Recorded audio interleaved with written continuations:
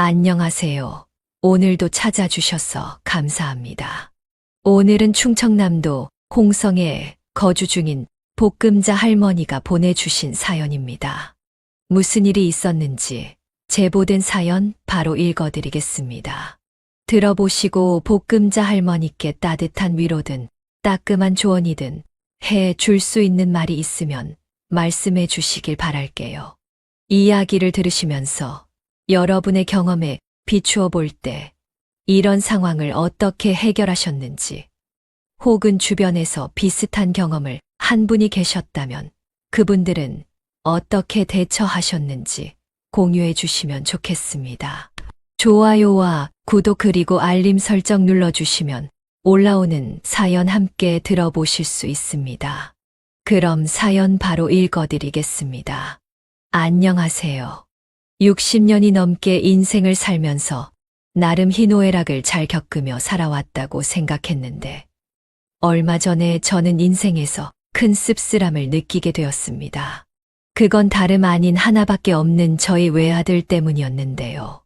아들 낳고서 그 기쁨을 하루하루 누리며 정말 열심히 키워왔는데 그 아들로 인해 제대로 된 행복을 느끼기도 전에 큰 배신감과 아픔, 서러움, 슬픔만 느끼게 되었어요. 그 아들로 인해 저도 상처를 많이 받았지만 저보다도 우리 남편이 많이 힘들어하고 있네요. 그렇다면 어제까지도 저도 사연을 즐겨 듣던 사람이었지만 오늘은 우리 아들과 무슨 일이 있었는지에 대해 저의 이야기를 한번 해보겠습니다. 저희는 살면서 자녀를 많이 낳지는 못했습니다. 제가 처녀 시절부터 몸이 좀 약했던 탓에 계속해서 유산이 되었고 어렵게 지키게 된 아이가 바로 지금 저희 외아들이었죠. 그 아이 이후에도 딸도 가지고 싶어 노력을 해봤지만 안 되더군요. 그래서 하늘이 우리에게 허락한 아이는 이 아이뿐인가 보다 생각하며 오로지 이 아이에게 모든 사랑을 쏟아주며 키웠습니다. 저희 남편은 아이가 어릴 때부터 훈육을 참 호되게 했어요. 남들은 외동아들이기 때문에 애지중지하며 키웠을 거라고 생각하지만 남편은 오히려 하나밖에 없는 자식이라 더 제대로 키워야 한다며 오냐오냐 하면서 키우지 않았죠. 아이가 어릴 때부터 제 부모를 공경할 줄 알도록 키우기 위해 밥상머리 예절부터 시작해서 존댓말 쓰는 것, 그 외 가정교육을 정말 잘 가르쳤어요. 그런 남편의 육아 방식에 저도 동의를 한 바여서 크게 터치하지 않고 그저 옆에서 엄마로서 울타리가 되어줄 땐 되어주고 또 함께 혼내줘야 할 땐 혼내주며 그렇게 키웠네요. 덕분에 우리 아들은 크는 내내 효자 역할을 톡톡히 했습니다. 학교가 끝나면 꼭 밭에 계신 아빠한테 먼저 들러서 인사하고 집에 들어가고 집에 갔다가도 밭에 잠깐이라도 가서 일을 돕거나 축사 가서 돼지들 밥 주는 일이라도 거드는 정말 예쁜 효자였어요. 동네 어르신들도 우리 애만 보면 예뻐서 용돈을 줄 정도였으니 동네에서 소문난 효자라고 할 수 있었죠. 한 번은 이런 날도 있었습니다. 그날은 저희 부부가 결혼 기념일이었는데 일이 바빠서 서로 다 챙기지 못하고 있었어요. 제 남편은 그래도 기념일에는 항상 작은 선물이라도 챙겨주거나 케이크라도 사와서 가족들이랑 같이 파티를 해주곤 했었는데 이번에는 정말 바빠서 그럴 겨를도 없었죠. 근데 정말 생각지도 못하게 그 결혼 기념일을 챙기게 되었어요. 그때가 우리 애가 고등학교 2학년일 때였는데요. 밤늦게까지 남편과 일을 하고서 지친 몸으로 집에 들어갔는데 집에 불이 다 꺼져 있는 거예요. 원래 우리 애가 집에 있으면서 거실 불을 다 켜놓고 있었기 때문에 이게 무슨 일인가 싶어 걱정스런 마음으로 들어갔습니다. 근데 갑자기 저희가 거실 안으로 들어가자마자 우리 아들이 케이크에 불을 켜고 노래를 부르면서 나오는 거예요. 축하합니다. 결혼 축하합니다. 사랑하는 엄마 아빠의 결혼 기념 축하합니다. 이런 식으로 노래를 부르며 나오는데 그때 참 마음속에서 말할 수 없는 기쁨과 고마움과 애틋함이 확 올라오더라고요.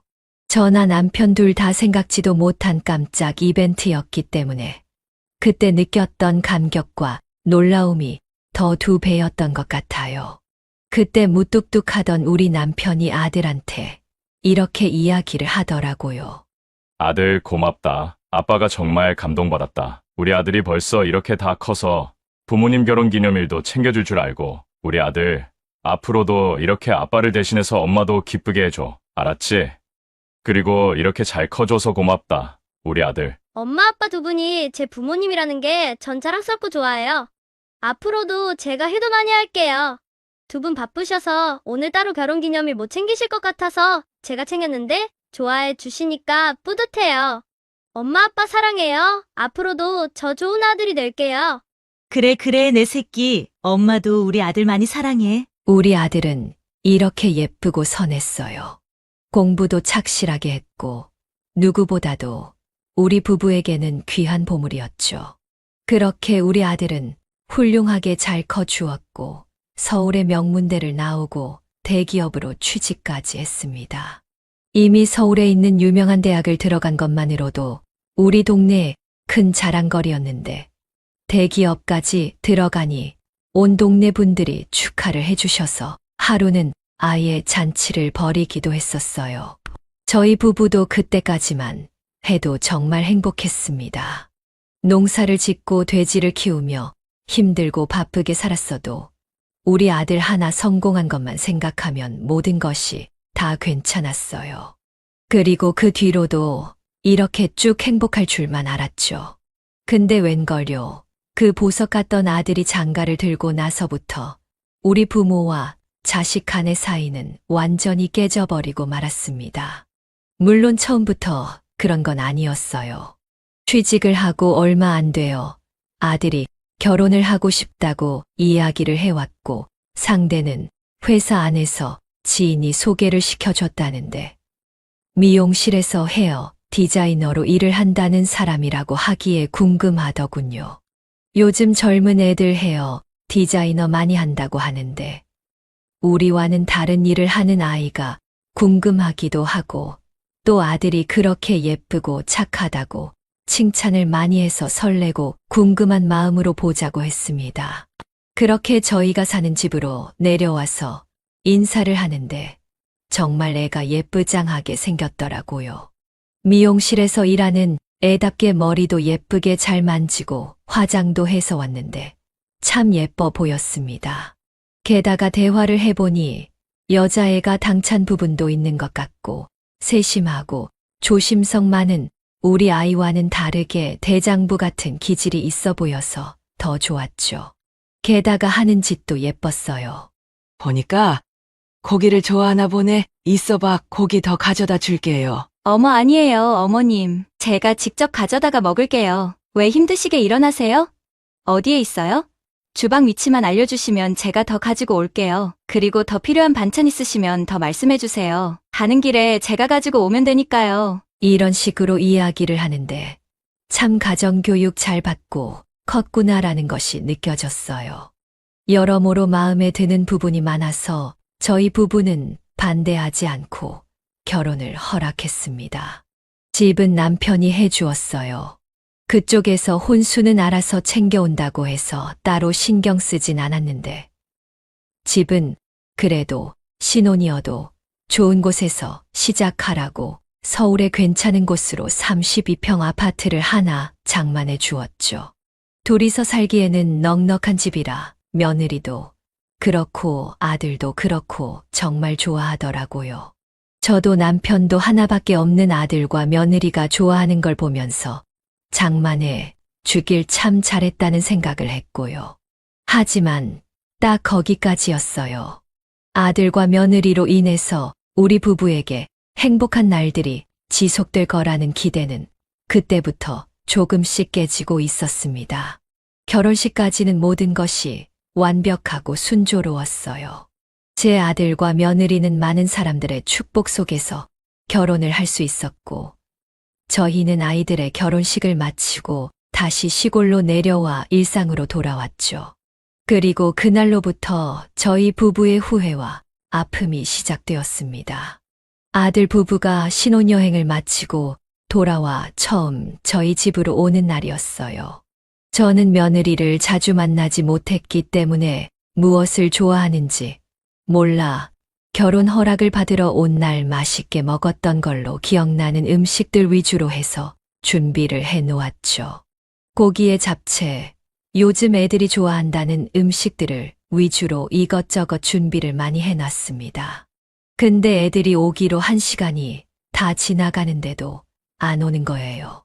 중간에 한 번씩 어디쯤인지 물어보려고 전화를 해도 계속해서 안 받길래 저희는 집으로 오는 길에 무슨 일이라도 난 줄 알았습니다. 몇 시간째 연락이 안 되는 아들과 며느리가 걱정이 돼서 안절부절 못하고 있는 사이 밤 9시가 넘어서 아들 녀석에게 전화가 왔어요. 저는 그 전화를 받고는 정말 화가 나서 혼났습니다. 아들. 아니, 오늘 6시까지 집으로 온다고 하는 애들이 연락도 없고 전화를 해도 안 받으니 오다가 무슨 사고라도 난 줄 알았어. 도대체 왜 연락이 안 된 거야? 지금은 어디고 오고 있는 거니? 저는 전화를 받자마자 걱정스럽던 마음을 담아 아들에게 물어봤어요.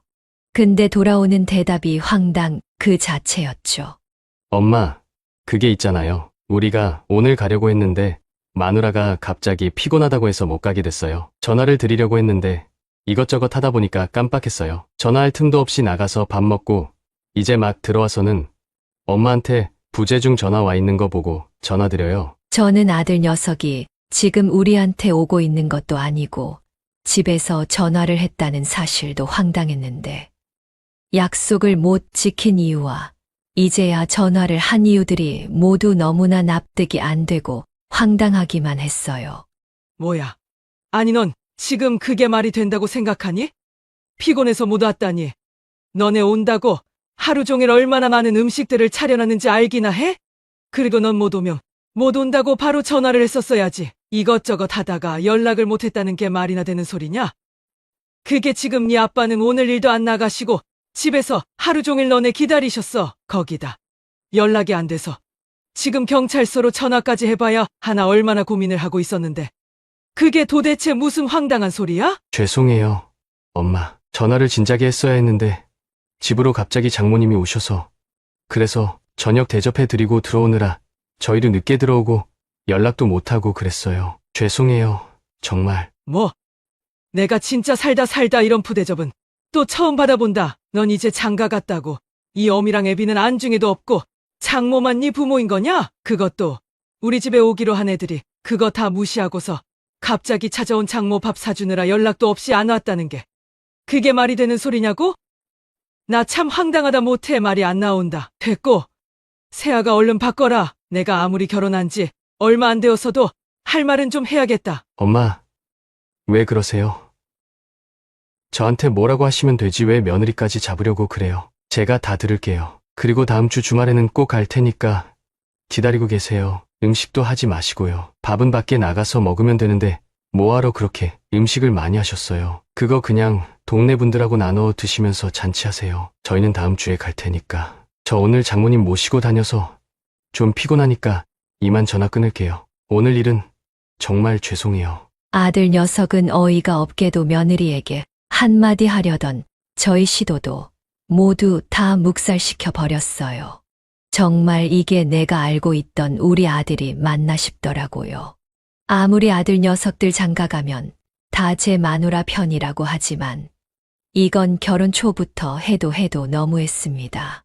그리고 생각지도 못하게 아들 부부에게 우리 부부가 푸대접을 받는 것 같아서 서운하고 섭섭하기까지 했죠.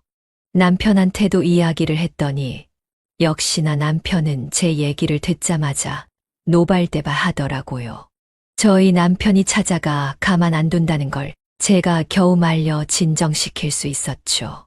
그 뒤로 아들 부부는 다시 저희를 찾아왔어요. 이미 저희는 마음이 상한 뒤였기 때문에 저는 음식이든 뭐든 하나도 준비하지 않았습니다. 그냥 와서 알아서 뭘 먹고 가든 말든 신경도 안 쓸 생각이었거든요.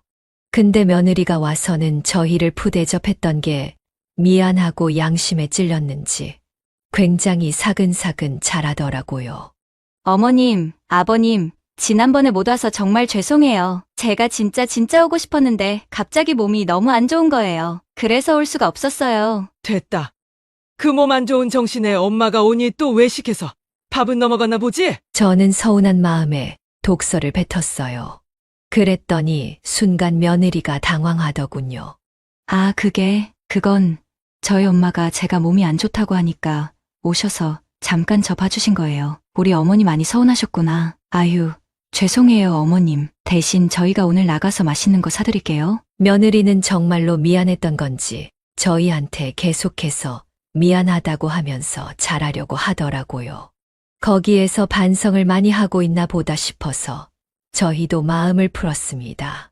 그런데 얼마 못 가 또 며느리 때문에 기분이 상하고 말았어요. 저희는 외식을 하고 기분 좋게 배를 채우고 나왔고 저는 기분 좋게 아이들에게 이야기를 했죠.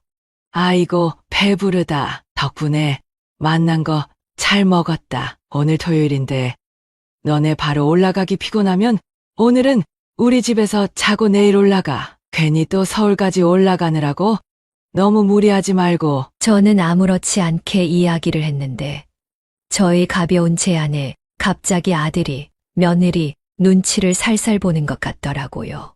그러더니 이렇게 이야기를 했어요. 엄마, 저희 그냥 바로 올라갈게요. 내일은 또 일정이 있어서요. 아, 그러냐?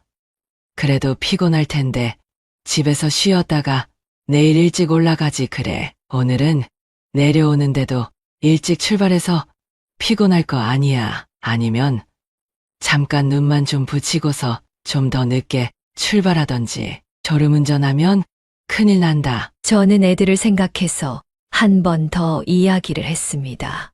그랬더니 며느리가 뭐라는 줄 아십니까? 저는 정말 세상에 그런 황당한 말은 또 처음 들어봤네요. 어머니, 정말 죄송한데 실은 저 어머님 댁에 있는 게 조금 힘들어요. 아니, 어머님도 그렇고 아버님도 그렇고 그리고 또 두 분 집도 그렇고 돼지 냄새가 너무 나요. 그 똥내라고 해야 하나. 그리고 뭔가 고약한 노인 냄새 비슷한 것 같기도 한데 그런 것도 좀 나는 것 같아요. 하여튼 축사 관리하시느라 고생하시는 건 알겠는데 냄새가 너무 나서 같이 있는 것도 힘들고 그 집에 들어가는 것도 힘들어서요. 저희 그냥 여기에서 바로 올라갈게요. 아니 뭐야? 우리한테서 냄새가 난다고? 세상에나 그런 얘긴 처음 들어본다. 뭐 다들 환경이 거기서 거긴데. 이미 익숙해진 냄새일 수 있겠죠. 근데 사실은 제가 정말 힘들어서요. 죄송해요. 그러니 저희 그냥 바로 올라가 볼게요. 저희는 도시에 살잖아요. 그래서 그런지 머리가 다 아플 정도로 냄새가 심해요. 좀 이해해 주세요. 며느리의 말에 저와 남편은 황당함을 감출 길이 없었습니다. 나 참 냄새가 난다니. 저와 남편은 그나마 어렵게 풀렸던 마음이 다시 상하려고 했어요. 아니, 저희도 모르게 냄새가 났을 순 있지만 그걸 그렇게 대놓고 이야기한다는 게 정말 당돌하다는 생각이 들더라고요. 그때 저는 그냥 화가 나서 애들 보고 올라가라고 꼴도 보기 싫다고 이야기하려는데 남편이 현명하게 대처를 하는 거 있죠. 그러냐. 그래, 우린 시골살이해서 그런지 전혀 몰랐다. 근데 어미야, 몰랐던 우리도 무지했지만 너도 참 무례하구나. 아무리 우리한테서 냄새가 난다고 하더라도 그런 식으로 말하는 법이 어디 있니? 그건 정말 무례한 거 아니냐? 참 별것도 아닌 걸로 결혼하자마자 너한테 마음이 자꾸만 상하는구나. 너도 우리도 함께 맞춰가야 할 부분이겠지만 약속이나 어른을 대할 때 방식이 잘못돼도 한참 잘못됐어. 그리고 상구, 너도 말이다. 내가 널 그렇게 가르쳤니? 어른 공경하고 항상 예의를 갖춰서 대하라고 가르쳤건만 장가 들자마자 이게 부모한테 무슨 경우냐. 됐다. 우리도 너네 집에 들이기 싫다. 우리는 집에 택시 타고 알아서 갈 테니까 너희는 그냥 여기서 집으로 올라가라. 남편은 이렇게 이야기를 하고는 저를 데리고 택시를 잡아 타고 왔습니다. 이때도 저는 아들이 우리 편을 들 줄 알았는데 이제는 정말 며느리의 남편이 되었는지 우물쭈물 쳐다만 보고는 그냥 저희를 보내버리더라고요. 며느리는 남편이 이야기하는 내내 인상을 찌푸리고 듣기 싫어하는 표정이 역력했고요. 그렇게 안 봤는데 사람 변하는 건 한순간이더군요. 그렇게 저희는 두 번째 만남 역시 기분 나쁘게 헤어지고 말았어요. 그 뒤로 저희는 아들 부부와 조금 거리를 두고 지내려고 했습니다. 그런데 며느리가 좀 느낀 것이 있었는지 그 뒤로는 또 갑자기 싹싹하게 자라더라고요. 거의 1년 동안 한 번씩 집에도 찾아오고 사근사근 잘 대하는 게 나름 첫인상 그대로 찾아가는 것 같아 저도 남편도 예쁘게 보고 있었습니다. 그러다가 며느리가 임신을 하게 되었고 저는 처음으로 생기는 손주가 너무나도 귀하고 예뻐 한 번씩 보러 서울로 올라가려고 했었어요. 거기다가 둘 다 직장이 있었기 때문에 제가 한 번씩 가서 좀 봐주려고 했죠. 친정 엄마도 있다곤 하지만 사돈도 일이 있을 수 있으니 한 번씩 가서 육아를 도와주려고 했어요. 그런데 매번 제가 간다고 할 때마다 안 된다고 하는 거예요. 뭐 제가 간다고 하는 날마다 병원을 가야 한다. 애가 상태가 안 좋다. 본인이 바빠서 안 된다. 등등 다양한 핑계거리를 대면서 못 오게 하길래 제가 한 번은 대놓고 이야기를 했습니다. 나도 우리 손주 좀 보고 싶다. 어떻게 애기 태어나고 한 번을 얼굴을 안 보여주니 내가 올라가는 게 영 안 내키면 한 번은 좀 내려와서 아이 얼굴 좀 보여줘봐. 네 시아버지도 많이 기다리고 계시는 눈치인데. 네, 알겠어요, 어머니. 그럼 그이랑 이야기해서 한번 내려가 볼게요. 며느리는 탐탁지 않다는 말투로 억지로 대답을 해왔습니다. 저는 그걸 보고 또 얘랑 부딪히겠구나 싶더라고요. 그렇게 또 시간이 흘러서 한 달 뒤에나 손주를 보여줬어요. 그것도 아기가 태어난 지 거의 1년이 다 되어가는 시점이었어요. 처음에는 산후조리나 아이를 생각해서 못 나온다고 생각했는데 점점 시간이 지날수록 얘가 일부러 우리 부부에게 아이를 안 보여주는 듯한 기분이 들더군요. 그래서 그것도 참 서운하더라고요. 근데 또 그걸로 끝이 아니었죠. 아이가 태어나고 나서는 명절에도 안 내려오기 시작했습니다. 손주 주고 싶어서 용돈도 준비해 놓고 선물도 준비를 해 놓아도 줄 수가 없었어요. 명절이나 언제든 내려오질 않았으니까요. 올라간다고 해도 그것도 또 역시나 핑계를 대며 안 된다고 했고요. 이때도 또 남편이 겨우 혼내고 혼내서 몇 번 왔다 갔다 했지만 저는 이때부터는 며느리가 참 밉더라고요. 그래서 제 마음에 앙금이 조금씩 쌓이기 시작했습니다. 그 뒤로는 며느리도 아들도 정말 돌이킬 수 없을 만큼 미워지고 싫어지는 상황들이 펼쳐지기 시작했어요. 아들이 결혼을 하고 나서 거의 5년 이후에 생긴 일이었습니다. 갑자기 아들 혼자서 집에 내려왔더라고요. 평소에는 전화도 잘 안 하고 오라고 해도 안 오고 올라간다고 해도 못 올라오게 하던 상황이었기에 갑자기 온 아들이 반갑지가 않았어요. 오히려 미운 마음이 있어 퉁명스럽게 이야기를 했죠.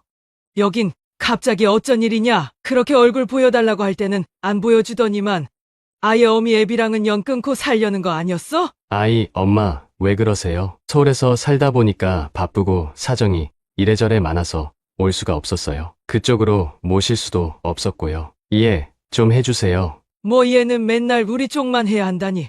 됐다. 더는 말하기도 싫고 여기 온 이유가 뭐야? 그것도 혼자서. 아, 그게 혹시 아빠 어디 계세요? 좀 드릴 말씀이 있어서요. 안방에 가봐라. 방에 계실 거다. 아들은 남편이 있는 방으로 곧장 들어갔고 저도 저 아이가 왜 왔는지가 궁금해서 안방으로 같이 들어갔어요. 그랬더니 거기에서 하는 말이 참 가관이었습니다. 아빠, 저 사업하고 싶어요. 지금 회사 다니면서 모은 돈 좀 있어서 이걸로 사업 좀 해보려고 했는데 좀 부족해요. 그러니까 아빠가 저 사업 시작하는데 좀 도와주시면 안 돼요? 딱 1억이면 됩니다. 뭐야? 너는 네가 필요할 때만 내가 네 부모냐? 어떻게 장가 들고 제대로 된 아들 노릇도 한 적 없으면서 다짜고짜 와서 돈을 달라고 하는 거냐? 정말 이해가 안 되는구나. 그리고 1억이 어디에 이름이야? 어디서 그 큰 돈을 함부로 달라 말아야? 정말 딱 한 번만 도와주세요. 그냥 달라는 것도 아니고 빌려달라고 하는 거예요. 빌려주시면 제가 다달이 얼마씩이라도 해서 갚을게요. 그러니까 돈 좀 빌려주세요. 저 이제 처자식도 있는데 제대로 제 사업 꾸려서 진짜 가족들 남부럽지 않게 호강시키면서 살게 해주고 싶어요. 그래, 그건 가장으로서 참 좋은 마음이라고 생각한다. 근데 너는 이미 자식으로서 다 틀려먹었어. 이 자식아, 네가 그동안 우리한테 어떻게 했는지 생각하면 지금 그 돈을 그렇게 달라고 할 수 있겠냐? 됐다. 지금은 너한테 줄 돈 따위 없다. 남편은 아들의 부탁을 처음에는 완강하게 거절을 했어요. 그럴 수밖에 없는 게 정말 우리 아들이지만 치사하다는 생각이 들 만큼 지 필요할 때만 우리를 찾았거든요.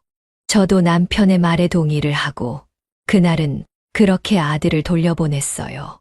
그 뒤로 남편과 상의를 하면서 그래도 자식이 사업을 한다고 하고 자기 처자식 먹여 살려볼 궁리를 하는데 나 몰라라 하는 게 좀 마음에 걸리더군요. 그래서 그 이후에 아들은 1억을 빌려달라고 했었지만 저희 부부는 깊게 고민을 한 끝에 5천만 원만 도와주기로 했습니다. 그리고 어차피 자식한테 주는 돈 안 받아도 그만이라는 생각으로 줬어요. 대신에 남편이 돈을 주면서 이런 조건을 하나 내걸더라고요.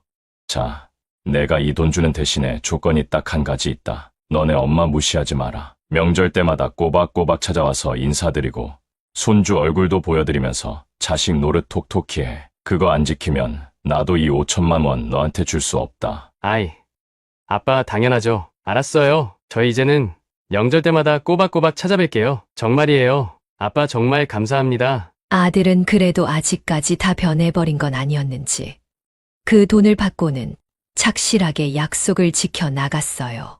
하지만 그게 전부 다 돈 때문이었다는 걸 얼마 지나지 않아 알게 되었죠. 그 뒤로 아들은 조용히 사업을 시작한 듯 했는데 뭔가 잘 풀리지 않는지 한 번씩 계속해서 돈을 달라고 요구하기 시작했어요. 근데 이때부터는 남편도 자꾸 주면 습관이 될까봐 주지 않았어요. 게다가 이제는 며느리까지 합세를 해서 저희한테 대놓고 돈을 달라고 요구를 했죠. 이들 눈에는 저희가 돈으로 보이는 건지 명절 때마다 돈 얘기를 꺼냈고 수시로 전화해서는 돈을 빌려달라고 난리였어요. 하지만 남편은 단호할 때는 상당히 단호했기 때문에 돈을 빌려주지 않았죠. 그랬더니 글쎄 그때부터는 명절 때마다 다시 발기를 뚝 끊고는 완전히 삐져가지고 부모고 뭐고 없는 듯 하더라고요. 그걸 보면서 우리가 아들을 이렇게 키웠었나 싶을 정도로 근심이 되는 거 있죠. 근데 그렇다고 해서 아들 부부에게 호구처럼 돈을 퍼다 주면서까지 삐진 걸 풀어주고 싶진 않았습니다. 그냥 삐진 채로 냅뒀어요. 그러다 저에게 아주 큰일이 하나 터지게 됩니다. 그날도 평소처럼 남편과 모내기를 하고 있었어요. 근데 갑자기 남편이 심장이 아프다면서 심장을 부여잡고는 확 쓰러지는 거예요. 저는 너무 놀라서 어쩔 줄을 몰라 하고 있는데 다행히 같이 일하고 있던 인부들이 와서 응급처치를 했고 119도 금방 불러서 바로 병원으로 갈 수 있었습니다. 저는 거기에서 너무 놀라고 무서워서 곧장 아들에게로 전화를 걸었어요. 그리고 거기에서 저는 더욱더 하늘이 무너지는 듯한 경험을 해야만 했죠. 아들아. 아빠가 쓰러지셨어. 밭에서 일하고 있는데 갑자기 심장이 아프다면서 쓰러져 버렸어. 이를 어쩌냐? 이를 어째? 네 아빠 잘못되면 우리 어떡하냐? 아들 나 지금 너무 무서워서 그러는데 좀 내려와 주면 안 되겠니? 저는 아들에게 울면서 이야기를 했고 당연히 저희 말을 듣고 놀라서 올 줄 알았던 아들에게서 감히 생각지도 못한 답변이 돌아왔어요. 아, 그걸 왜 저한테 말씀하세요? 제가 거길 왜 내려가요? 자식으로도 생각 안 하는 아버지를 제가 왜 봐야 하는데요? 엄마도 아빠한테 저한테 돈 좀 줘봐라 한 번 말이라도 찔러본 적이 있어요? 그것도 안 하시면서 지금 저보고 자식 노릇하라고요? 어이가 없네요. 평소 자식한테 잘했으면 그런 꼴도 안 당하셨겠죠? 죄송하지만 저는 돈 버느라 바빠서 못 갑니다. 그리고 아빠 그렇게 쓰러져 버린 거면 갈 때 다 된 거예요. 재산이나 저한테 잘 물려달라고 전해주십시오. 그럼 장례식은 갈 테니까. 너무나도 충격적인 말을 하는 아들을 보면서 저는 경악을 금할 길이 없었어요. 남편이 쓰러진 것도 충격적인 일인데 거기에 내 배로 낳고 사랑해서 키운 내 하나밖에 없는 아들 입에서 이런 말이 나왔다는 게 정말 믿기지가 않더라고요. 그래서 저는 더욱이 우리 남편이 살기를 바랐습니다. 다시 눈을 떠서 이 정신 못 차린 아들을 혼내줘야겠다고 생각했어요. 그리고 그 바람이 먹힌 건지 남편은 바로 수술을 했는데 그게 잘 되어 나왔고 얼마 지나지 않아 건강하게 눈을 떴습니다. 가슴 아프게도 남편은 눈을 뜨자마자 누구부터 찾았는지 아세요? 바로 그 쓰레기 같은 것도 자식이라고 아들 먼저 찾더군요. 여보, 이제 정신이 좀 들어요? 당신 정말 큰일 날 뻔했어. 그랬지. 근데 애들은 남았어. 쓰러지기 직전에 웃기게도 우리 아들놈이 생각나더라고. 당신 전화 안 한 거야? 전화 안 하기는 찾지 마요. 그놈 나쁜 놈은 아주 그냥 배은망덕한 놈. 저는 다시 한번 아들의 악한 행동이 생각나서 모든 상황들을 남편에게 설명했고 남편은 제 이야기를 듣자마자 그 강인했던 사람이 뒤돌아 눈물을 훔치더라고요. 그리고 그 눈물에는 많은 의미가 담겨 있는 듯 했어요. 슬프기도 하고 안타깝기도 하면서 후회와 분노가 섞여 있는 듯 했어요. 그 뒤로 남편은 몸을 잘 회복해서 퇴원했어요. 저는 일부러 남편이 퇴원했다는 것도 아들에게 알리지 않았습니다. 그때부터 우리 두 부부에게는 아들은 없는 존재나 다름없었어요. 그런데 남편이 퇴원하고 나서 얼마 안 돼서 아들한테 전화가 왔더라고요. 엄마, 아빠 어떻게 되셨어요? 뭐 가망 없대요? 말 좀 해보세요. 이 비정한 놈아. 지금 네 아빠 죽었는지 살았는지 생사 확인하려고 전화했냐? 왜? 살면 어쩌고 죽으면 어쩌게? 다 죽어도 너한테 줄 돈은 없으시댄다. 죄다 사회에다. 환원하고 죽겠다고 하셨으니까 다신 전화하지 마라. 아예 영 끊어버리자고.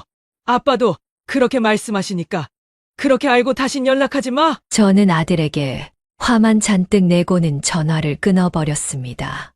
그리고 실제로 남편은 그 뒤로 자식에게 물려줄 돈은 없다면서 남편이 죽으면 저에게 돈을 다 준다고 했고 저마저도 죽으면 그 돈은 모두 사회에다가 던져놓고 죽기로 서로 이야기를 했었어요.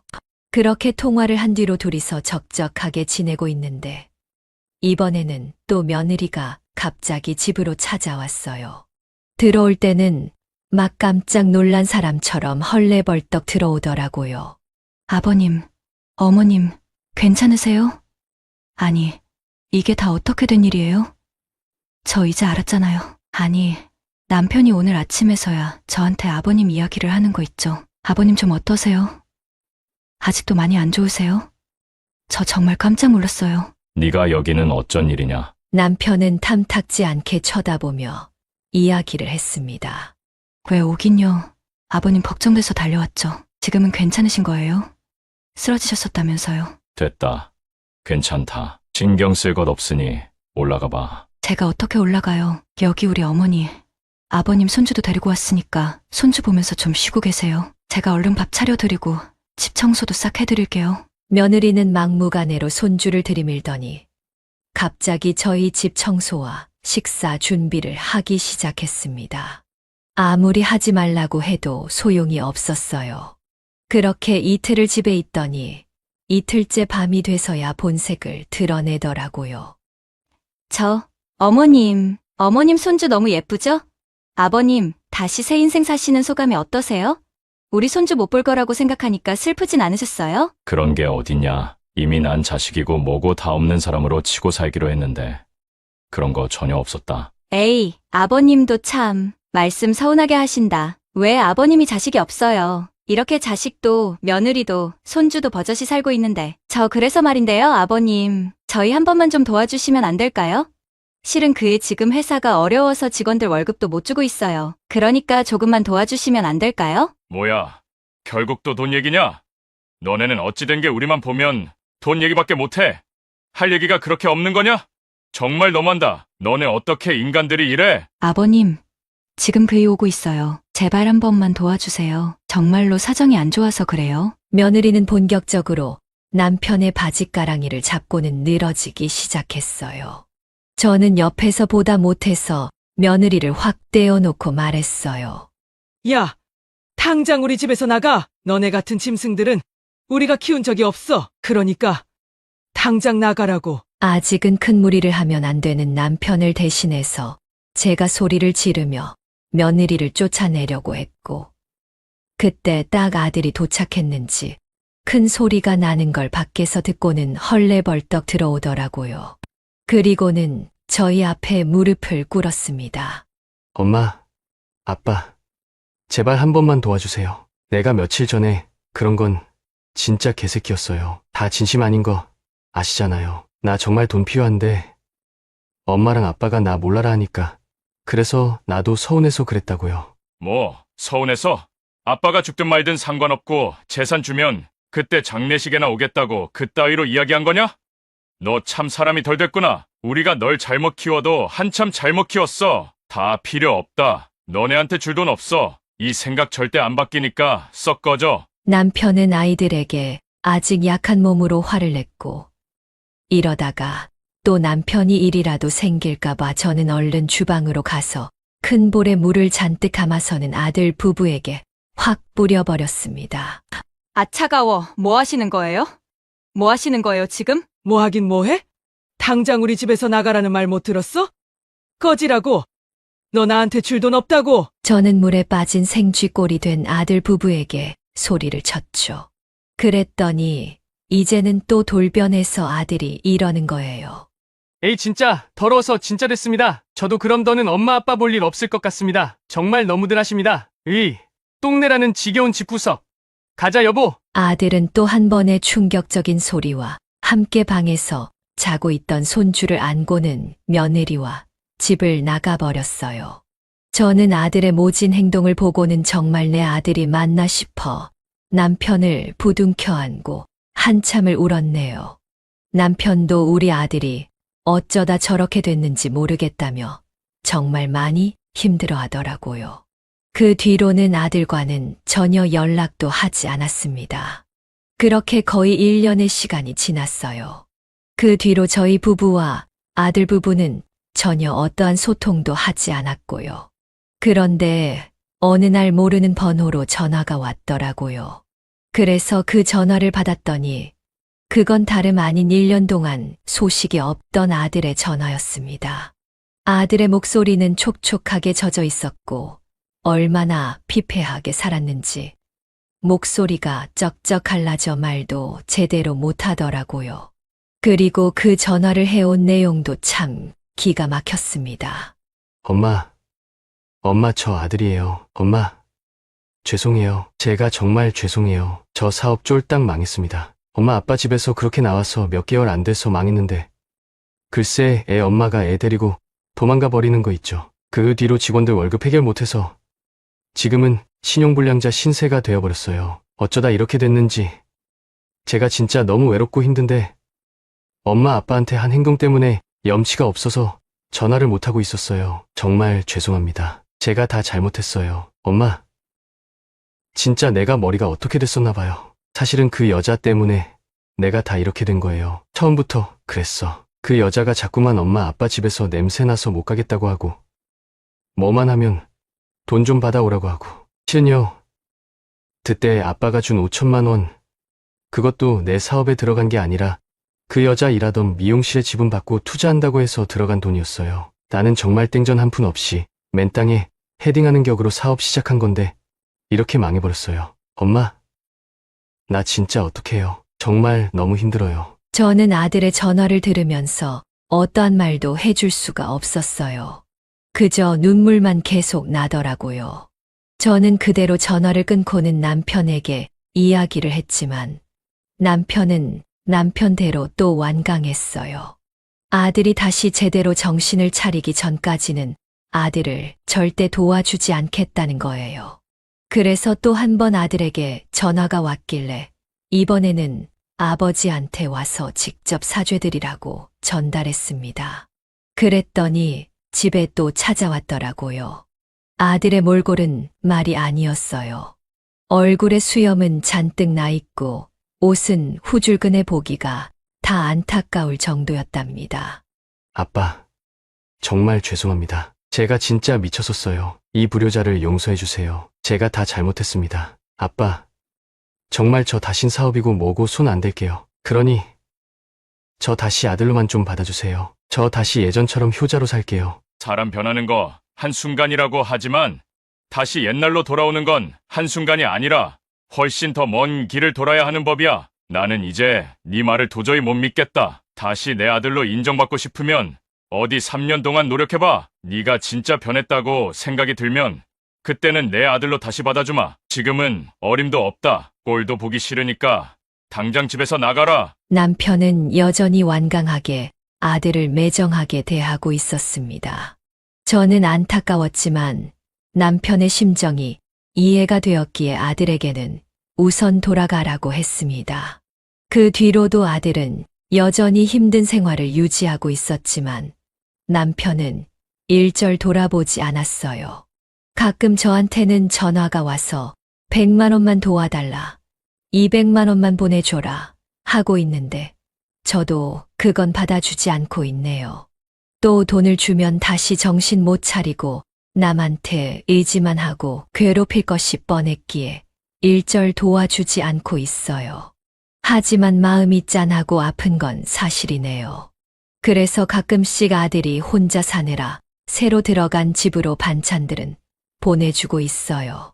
아들은 이미 이혼을 해서 위자료도 그 여자한테 집이고 양육권이고 뭐고 죄다 뜯기고 빈털터리가 돼서 지금 완전히 폐인처럼 지내고 있네요. 그런데 나중에 아들한테서 또 들어보니 제 며느리였던 그 여자도 지금 잘 살고 있는 것 같지 않더라고요. 그 둘을 소개해줬던 지인을 통해서 그 여자가 사기꾼한테 사기를 당해 이혼 당시 받아간 위자료랑 집값을 싹 다 날려먹고 투자했던 미용실도 망해서 힘들게 지내고 있다는 소식을 들었대요. 그걸 들으며 본인들 둘 다 우리한테 잘못했던 것들을 다 벌 받고 있는 것 같다며 또 한 번 울면서 이야기를 하는데 마음이 아팠습니다. 물론 우리한테 잘못을 할 때는 밉고 천벌이라도 받았으면 했지만 막상 자식들이 이렇게 되니까 참 마음이 안 좋네요. 여러분, 남편은 여전히 우리 아들을 도와주지 않고 있습니다. 지금 우리가 하는 행동이 맞는 걸까요? 아니면 너무나 매정한 걸까요? 하루하루 고민이 많아지는 요즘이네요. 하지만 우리 아이가 제발 정신 차렸으면 하는 마음으로 당분간 용돈은 넣어주지 않을 생각입니다. 남편 말대로 3년은 지켜보고 다시 옛날에 우리 아들로 돌아오면 그때나 다시 받아줄 수 있지 않을까 싶네요. 왜냐하면 남편이 이번에 받은 상처가 너무나 크거든요. 여러분, 자업자득이란 말 혹시 들어보셨나요? 우리 아들과 그 며느리였던 아이는 지금 자업자득의 길을 걷고 있는 것 같습니다. 남의 고통을 무시하고 자신의 이익만을 쫓던 그들의 삶은 이제 이렇게 내리막길을 제대로 걷고 있는데요. 부모로서 보고 있기에 안타깝지만 또 부모이기에 뒤에서는 응원하며 넘어지고 다쳐보는 과정을 온전히 그 아이들이 스스로 겪으며 성장해 나가는 과정을 지켜보고 있는 중이랍니다. 저희는 여전히 우리 아들이 온실 속의 화초가 되길 바라지 않거든요. 부디 저희 부부의 선택을 응원해 주시길 바랄게요. 사연 끝까지 들어주셔서 정말 감사합니다. 여기까지가 볶음자 할머니의 사연인데요. 여러분은 어떻게 들으셨나요?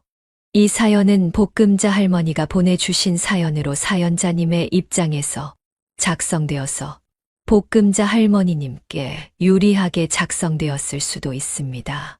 같이 댓글로 의견 나누어 보았으면 합니다. 볶음자 할머니의 사연 영상이 주는 교훈이 유익하시다면 좋아요와 구독, 그리고 다른 지인에게 공유 부탁드리며 저는 그럼 다음 사연에서 뵙겠습니다.